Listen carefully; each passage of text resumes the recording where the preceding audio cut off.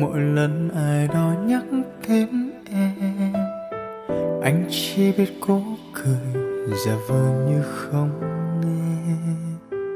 Cảm giác ấy anh mong rằng không ai chạm tới nữa làm anh đau. Yêu vội vàng để rồi nước mắt rơi, lặng thầm yêu em anh giữ mãi trong lặng trầm.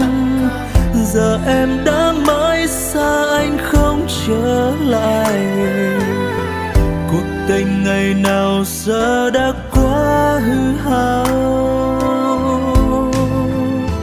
Mắt không thấy tim không đau, không phải ai hứa rồi cũng giữ được đâu. Lời hứa như lúc đầu, biết chỉ có mình nhớ, biết rằng người đã quên hết rồi, mà sao anh cứ cố chấp người hai.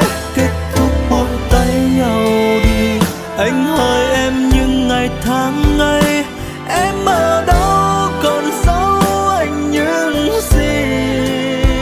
Hãy quên đi người nhé, anh sẽ buông lơi tình yêu này để người con tim ta được bình yên.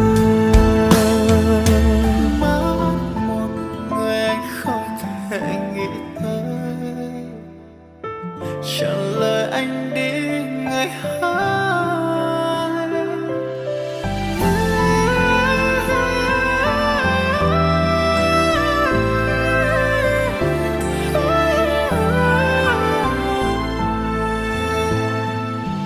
Yêu vội vàng để rồi nước mắt rơi, lặng thầm yêu em anh giữ mãi trong lặng trầm.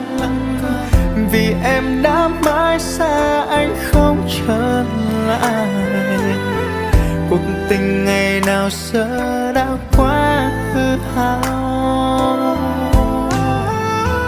Mắt không thấy tim không đau, không phải ai hứa rồi